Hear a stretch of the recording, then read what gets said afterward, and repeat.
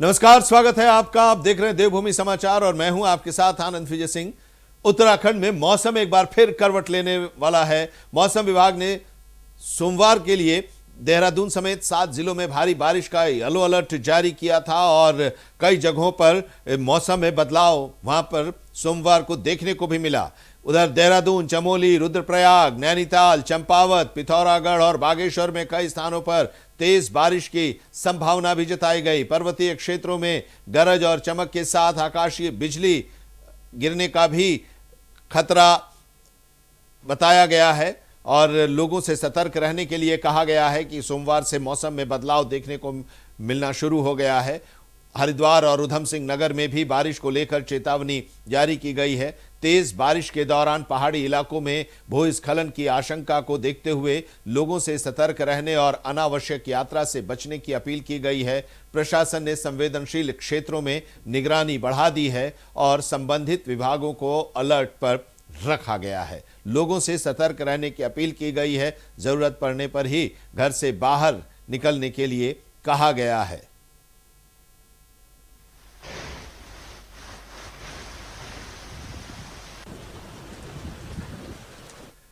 और हरिद्वार में कांवड़ मेला धीरे धीरे अपने चरम की ओर बढ़ रहा है। मेले की व्यवस्थाओं में किसी भी तरह की कोई कमी न रहे, इसके लिए शासन और पुलिस प्रशासन लगातार निगरानी कर रहा है। सोमवार को आईजी एसटीएफ नीलेश आनंद भरने ने पुलिस अधिकारियों के साथ कांवड़ पटरी और बैरागी कैंप का निरीक्षण किया। उन्होंने कांवड़ यात्रा मार्ग पर सुरक्षा व्यवस्था, यातायात प्लान और अन्य व्यवस्थाओं का जायजा लिया। अधिकारियों ने सेक्टर बनाकर कांवड़ियों के लिए सुरक्षित और व्यवस्थित माहौल तैयार किया है। आईजी एसटीएफ ने कांवड़ियों से बातचीत कर व्यवस्थाओं का फीडबैक भी लिया। उन्होंने बताया कि पड़ोसी राज्यों के साथ लगातार समन्वय बनाए रखे हुए हैं और साथ ही सूचनाओं का भी आदान प्रदान हो रहा है और इसके जरिए सुरक्षा व्यवस्था को और भी मजबूत किया जा रहा है।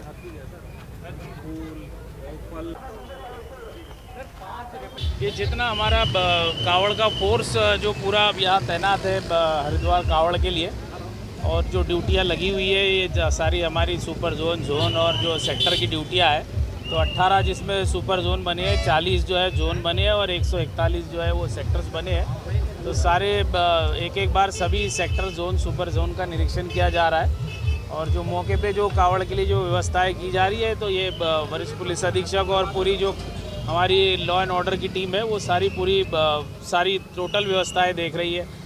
जो ट्रैफिक का प्लान है और बाकी जो नहर पटरी है और बाकी जो अन्य व्यवस्थाएं जो है, इस बार जो नया जो यातायात प्लान इस बार नया लागू किया गया है, तो वो कैसा धरातल पे कैसे चल रहा है उसको देखा जा रहा है नए यातायात प्लान को। इसके अलावा आपने दिखाई दी बिल्कुल कांवड़ियों से बीच बीच में हम लोग वार्ता कर रहे हैं, तो कांवड़िए काफ़ी संतुष्ट है कि प्रशासन की व्यवस्था से जो जितना प्रशासन ने जो है एक सुरक्षित कांवड़ को लेके जो भी कदम उठाए हैं, उससे सारे कांवड़िए जो है संतुष्ट है। अन्य राज्यों से हम लगातार संपर्क में हैं, चाहे पंजाब हो, हरियाणा हो, उत्तर प्रदेश हो, इनसे हम लगातार जो उनके वरिष्ठ अधिकारी है, उनके कंट्रोल रूम है, उनका जो ट्रैफिक प्लान है और जो इनके समस्त उनके जो उनसे हम लोग अन्य राज्यों से लगातार संपर्क में हैं और हम लोग आदान प्रदान सूचनाओं का लगातार जारी है। उत्तराखंड विधानसभा चुनाव की तैयारियों में कांग्रेस अब जुट गई है और अपने चुनावी अभियान को गति देने की तैयारी में कांग्रेस है। पार्टी राष्ट्रीय अध्यक्ष मल्लिकार्जुन खड़गे की बड़ी जनसभा के साथ अभियान की शुरुआत करने जा रही है। प्रस्तावित रैली 8 अगस्त को आयोजित होगी और इसके लिए हल्द्वानी को पहली पसंद माना जा रहा है। 8 अगस्त को राष्ट्रीय अध्यक्ष मल्लिकार्जुन खड़गे की बड़ी रैली हल्द्वानी में करने की तैयारी कांग्रेस कर रही है। हालांकि अभी अंतिम निर्णय नहीं लिया गया है, अंतिम फैसला अभी नहीं हुआ है। एक टेंटेटिव डेट वहां दिल्ली भेजा गया है और दिल्ली में इसको लेकर बैठक हो रही है। आलाकमान बैठक कर रहा है और उसके बाद अंतिम फैसला आलाकमान की तरफ से आएगा और डेट और स्थान का भी फाइनलाइज हो जाएगा। उधम सिंह नगर भी संभावित स्थानों में है शामिल। प्रदेश कांग्रेस के महामंत्री राजेंद्र सिंह भंडारी ने बताया कि पीएसी की बैठक में राष्ट्रीय अध्यक्ष खड़गे की रैली का प्रस्ताव पारित किया गया था। उन्होंने कहा कि हल्द्वानी से कुमाऊं के पर्वतीय और मैदानी क्षेत्रों तक कार्यकर्ताओं की पहुंच आसान होगी। राष्ट्रीय अध्यक्ष खड़गे का दौरा 1 दिवसीय रहेगा। दिल्ली की बैठक में चुनावी रणनीति, प्रभारियों की नियुक्ति और अन्य तैयारियों पर भी चर्चा चल रही है। कॉन्सेप्ट इस प्रकार से बना है कि पहाड़ और मैदान दोनों की तरफ की जो हमारी जनता है, दोनों की तरफ के जो हमारे कार्यकर्ता हैं, वो लोग वहाँ आसानी से पहुँचेंगे। हल्द्वानी जो है हमारा कुमाऊं मंडल का सेंट्रल प्लेस है, तो वहाँ से हम रानीखेत, अल्मोड़ा, पिथौरागढ़ के, चंपावत के लोगों को वहाँ ला सकते हैं। और इधर से उधम सिंह नगर से जो है हमारी जो उधम सिंह नगर की 9 विधानसभा है, यहाँ की जनता वहाँ जा सकती है। बहुत बड़े स्तर पर हमारी तैयारियाँ चल रही हैं। जिला अध्यक्षों के बराबर मेरे पास फ़ोन आ रहे हैं, गाड़ियों के नंबर आने शुरू हो गए हैं और बहुत भव्य कार्यक्रम जो है माननीय खड़गे जी का होने वाला है। और इससे जो है एक और बड़ा संदेश, जैसे राहुल गांधी जी की उसमें छात्रों की गूंज के कार्यक्रम में जो हजारों बच्चे यहाँ शामिल होते, उसी प्रकार से खड़गे जी की रैली में जो है हजारों लोग, हजारों की जनता जो है शामिल होने जा रही है। और बहुत सावन के पहले सोमवार पर देहरादून के शिवालयों में और मंदिरों में सुबह से ही श्रद्धालुओं की भारी भीड़ देखने को मिली। हर हर महादेव के जय घोष के बीच शिव भक्त भगवान भोलेनाथ का जलाभिषेक और पूजा अर्चना उन लोगों ने की और ये सिलसिला लगातार जारी है। मंदिरों में दर्शन के लिए लंबी कतारें भी देखने को मिली। श्रद्धालु गंगाजल, बेलपत्र और दूध अर्पित कर अपने परिवार की सुख समृद्धि की कामना की। भीड़ को देखते हुए पुलिस ने खास व्यवस्था भी किए थे। सुरक्षा के पुख्ता इंतजाम पुलिस के द्वारा किए गए। शहर का माहौल शिवमय नजर आया। सावन महीने का पहला सोमवार और उस दिन पहले से ही यह अनुमान था कि भीड़ काफी होगी श्रद्धालुओं की मंदिरों में, तो इसको लेकर किसी भी तरह की परेशानी न हो श्रद्धालुओं को, इसका खास तौर से ख्याल रखा गया। इसकी व्यवस्था भी की गई और श्रद्धालुओं में भी काफी उत्साह देखने को मिले। पहला सोमवार और उत्तराखंड के हर मंदिर और शिवालयों में एक जैसी तस्वीर आप देखने को मिल सकती है। भक्तों की लंबी कतारें हैं और ये कतारें सुबह यानी ब्रह्म मुहूर्त से जैसे पूजा अर्चना का जो समय होता है तभी से ये कतारें यहाँ पर देखने को मिल सकती है। भक्तों जो शिव के जो भक्त हैं वो लगातार पूजा अर्चनाएं कर रहे हैं। जो शिवालय हैं, शिवालयों पर जल चढ़ाने का काम यहाँ पर कर रहे हैं। भोले से अपनी जो मनोकामना उन मनोकामनाओं को मांगने का काम उनकी तरफ से हो रहा है। जो जल है उस शिवालय को चढ़ाने का काम हो रहा है। इसके अलावा जो पूजा के लिए जो उपयुक्त जो सामग्री होती है, चाहे वो बेलपत्र हो, पुष्प हो या दूसरे जो फल होते हैं, उनको जो चढ़ाने का जो काम होता है, उसका जो तरीका होता है, उसी तरीके से हर भक्त यहाँ पर पूजा करता हुआ नजर आ रहा है। और सभी के एक ही मनोकामनाएं हैं कि सावन के इस पवित्र महीने में जो उनके जो मनोकामनाएं हैं, भोले उनकी मनोकामनाओं को पूर्ण करें, जग का कल्याण करे, राज्य की जो तरक्की है वो सभी लोग यहाँ पर बढ़ सके। मनोकामनाओं में सीधे तौर पर कह सकते हैं कि अपनी समृद्धि के लिए बातचीत करते हैं। और जिस तरीके से हर सावन में इसी तरीके से हर सोमवार का जो अपना महत्व है, महत्व इसी रूप में आगे बढ़ता नजर आ रहा है। भक्तों की लंबी कतारें और अगले ये भी कहेंगे कि जब तक सावन यहाँ पर चल रहा है इसी तरीके से हर दिन, लेकिन सोमवार का जो स्पेशली जो दिन होता है बोलेगा, उस दिन तो ज़्यादा संख्या में यहाँ पर श्रद्धालुओं के आने के सिलसिले शुरू होते हैं। सबके एक ही है कि भोले को प्रसन्न कर सकें और अपनी जो उनकी मनोकामना उन मनोकामनाओं पूर्ण हो सके। उत्तराखंड देवभूमि है तो देवभूमि में इस तरीके की तस्वीरें यहाँ पर सबसे ज़्यादा यहाँ पर देखने को मिलती है। इस समय देश और दुनिया से बड़े ही जो शिव भक्त हैं वो यहाँ पर उत्तराखंड पहुँच रहे हैं। शिवालयों में जल चढ़ाने का काम यहाँ पर कर रहे हैं और कोशिश कर रहे हैं कि जो उनकी जो भक्ति है, उनकी जो पूजा अर्चना है वो भोले के सामने पूर्ण हो सके। तो अपने मनोयोग से, अपने जुन से उन चीज़ों को करने का काम यहाँ पर कर सके ताकि जो उनकी मनोकामना पूर्ण हो सके। लगातार प्रयास यही है। और जो मंदिरों की तरफ से जो प्रबंधन है, सरकार की तरफ जो प्रबंधन है कि हर भोले की, हर जो श्रद्धालु यहाँ पर आ रहा है उसकी यात्रा सफल हो सके, उसकी जो मनोकामनाएं वो यहाँ पर पूर्ण हो सके, उसके लिए बेहतर प्रबंध करने का काम यहाँ पर किया जा रहा है। अब देखना होगा कि किस रूप में श्रद्धालुओं की और जो संख्या है कैसे यहाँ पर और होती है और किस तरीके से उनकी जो यात्रा है वो यहाँ पर सफल हो पाती है। लेकिन भोले की जो आशीष है, भोले की जो महिमा है, उस महिमा में सभी श्रद्धालु डूबे हुए नजर आ रहे हैं। कैमरामैन नसीम के साथ अभय कैंतुरा, इंडिया वाइज, देहरादून। सावन का महीना चल रहा है और सावन महीने का जो पहला सोमवार होता है उसे भगवान शिव की आराधना के लिए विशेष माना जाता है। मान्यता है कि सोमवार का दिन भगवान शिव को अत्यंत प्रिय है और इस दिन जलाभिषेक और पूजा अर्चना करने से भोलेनाथ की कृपा की प्राप्ति होती है। धार्मिक मान्यताओं के अनुसार सावन महीने में भगवान शिव अपने ससुराल कनखल स्थित दक्षेश्वर महादेव मंदिर में विराजमान रहते हैं और इसी आस्था के चलते हरिद्वार के दक्षेश्वर महादेव मंदिर समेत अन्य शिवालयों में सुबह से ही सोमवार के दिन श्रद्धालुओं की भारी भीड़ उमड़ रही है। भक्त गंगाजल, बेलपत्र और अन्य पूजन सामग्री अर्पित कर भगवान शिव का अभिषेक कर रहे हैं। दक्षेश्वर महादेव मंदिर में दर्शन के लिए बड़ी संख्या में लोग वहां पर पहुंचे। सावन के पहले सोमवार पर हर ओर हर हर महादेव के जयकारों से पूरा वातावरण भक्तिमय हो गया।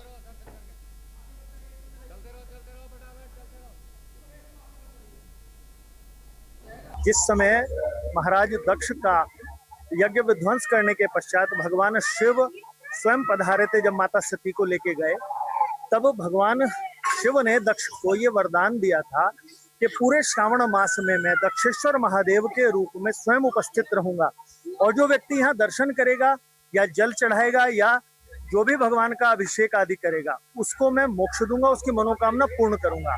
पूरे श्रावण मास, चातुर्मास के प्रथम मास में ये भगवान शिव दक्षेश्वर के रूप में इस धरती पर विराजते हैं और यहीं से पूरी सृष्टि का संचालन करते हैं।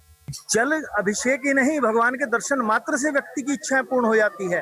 दक्षेश्वर महादेव के दर्शन व्यक्ति को राजा बनाते हैं और छत्रधारी व्यक्ति का छत्र स्वयं सिद्ध रहता है, ये निश्चित कहलाता है। बहुत महत्व रखता है। पावन, सबसे बड़ी बात तो ये कि सावन का पहला सोमवार है आज, महादेव का बहुत पवित्र दिन और सबसे प्रिय सावन का महीना। हर समस्या का हल एक लोटा जल। महादेव की कृपा सब पे बनी रहे और अपनी दया दृष्टि सब पर बनाए रखे महादेव। उत्तराखंड में सावन के पावन महीने में भगवान शिव की आराधना का विशेष महत्व है। टिहरी जिले के प्रसिद्ध कोटेश्वर महादेव मंदिर में सावन के अवसर पर बड़ी संख्या में श्रद्धालु पहुंच रहे हैं। सुबह से ही भक्तों की भारी भीड़ देखने को मिली। हर हर महादेव का जय घोष से पूरा वातावरण गुंजायमान हो गया, भक्तिमय बन गया। नरेंद्र नगर ब्लॉक में स्थित प्राचीन सिद्धपीठ भगवान शिव के प्रति श्रद्धालुओं की गहरी आस्था का केंद्र है और मान्यता है कि यहाँ सच्चे मन से पूजा अर्चना करने से भक्तों की मनोकामनाएं पूर्ण होती हैं। सावन में जलाभिषेक, रुद्राभिषेक और विशेष धार्मिक अनुष्ठानों का आयोजन किया जाता है। श्रद्धालु बेलपत्र, दूध और गंगा जल अर्पित करते हैं, भगवान भोलेनाथ का आशीर्वाद लेते हैं। मंदिर समिति और प्रशासन ने श्रद्धालुओं की सुविधा और सुरक्षा के लिए खास इंतजाम भी किए हैं।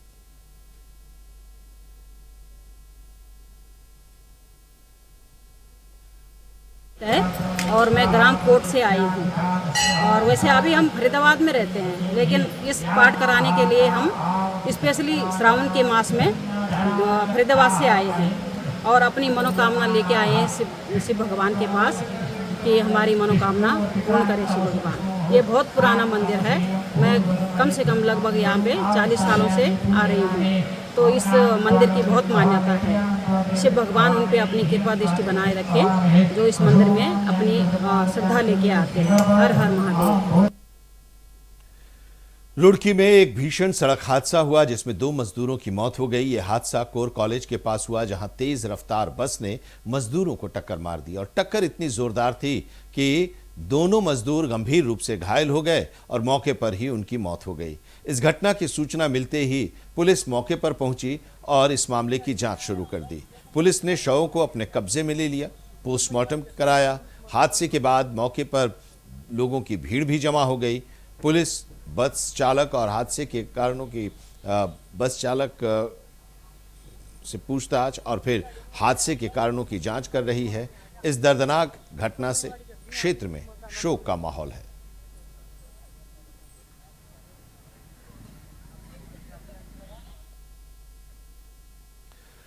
उत्तराखंड के मुख्यमंत्री पुष्कर सिंह धामी की पहल पर प्रदेश में पात्र परिवारों को आवास उपलब्ध कराने की दिशा में काम तेजी से आगे बढ़ रहा है और इसी क्रम में आर्थिक रूप से कमजोर वर्ग यानी ईडब्ल्यूएस के 232 लाभार्थियों को भवन संख्या आवंटित की गई। लाभार्थियों और अधिकारियों की मौजूदगी में लॉटरी प्रक्रिया के माध्यम से आवंटन पूरा किया गया, जिससे पारदर्शिता और निष्पक्षता सुनिश्चित हुई है। बीजेपी के प्रदेश प्रवक्ता कमलेश रमन ने कहा कि प्रधानमंत्री के सबका घर के संकल्प को उत्तराखंड के मुख्यमंत्री पुष्कर सिंह धामी उत्तराखंड में धरातल पर उतार रहे हैं। उन्होंने कहा कि सरकार का लक्ष्य हर पात्र परिवार को अपना घर उपलब्ध कराना है और इसी दिशा में लगातार प्रयास भी किए जा रहे हैं।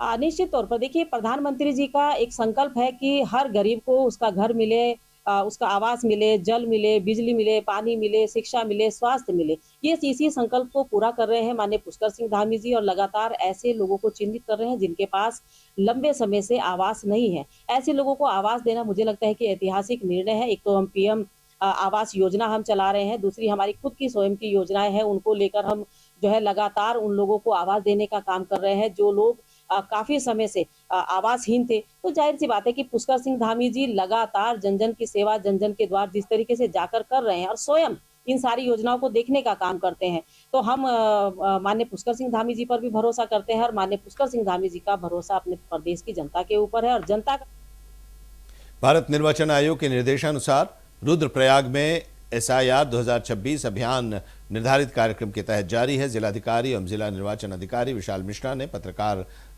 वार्ता के दौरान की प्रेस कॉन्फ्रेंस में इस अभियान के बारे में जानकारी दी और बताया कि मतदाता सूची को 100% शुद्ध, अद्यतन और त्रुटि रहित बनाने के लिए व्यापक स्तर पर कार्य किया जा रहा है। रुद्रप्रयाग विधानसभा में 23,798 हैं। इसमें से 43%, 43.69 टू बी वेरी प्रिसाइज, जो आज सुबह तक का डेटा है, इतने हमारे नोटिस डिलीवर्ड हो चुके हैं।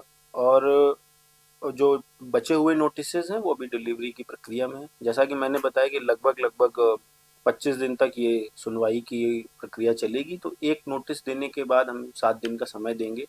जो भी कंसर्न व्यक्ति है वो 7 दिन में अपनी तैयारी करके फिर नोटिस के आधार पर सुनवाई की तिथि पर वो अपना पक्ष रखेंगे, और इसके बाद एकदम फेयर, ट्रांसपेरेंट मैनर में सभी दस्तावेजों को, सभी पक्षों को सुनते हुए उसके बाद उस पर निराकरण किया जाएगा। मैं बताना चाहूँगा कि इसमें जो हमारी विसंगतियां हैं उनके मैं प्रकार एक बार आपको बताना चाहूँगा। टाइप्स ऑफ एनोमली, जैसे कि एक एनोमली ये है कि कहीं पर माता पिता और मतदाता की आयु में 15 वर्ष से कम का अंतर हो। दूसरी एनोमली ये है जहां माता पिता और मतदाता की आयु में 50 वर्ष से अधिक का अंतर हो। दादा दादी, नाना नानी एवं मतदाता की आयु में 40 वर्ष से कम का अंतर हो। एक परिवार में 6 से अधिक संतानों का मैप होना। एक ही परिवार में भाई बहन के बीच का जो अंतर है जन्म का, वो 9 माह से कम होना। प्रोजेनी मैपिंग की दशा में संबंधित रिलेटिव के नाम में विसंगति, स्वयं मतदाता के नाम में विसंगति, और सेल्फ मैपिंग की दशा में रिलेटिव के नाम में विसंगति। तो ये करीब 9 प्रकार की विसंगतियां हम लोगों ने इसमें आइडेंटिफाई हुई हैं, जो इलेक्शन कमीशन की तरफ से भी एक कैटेगरी डिफाइन की गई है। और इसी के साथ इस बुलेटिन में अभी इतना ही, लेकिन देश और दुनिया की तमाम अहम खबरों के लिए आप जुड़े रहिए इंडिया वॉइस के साथ।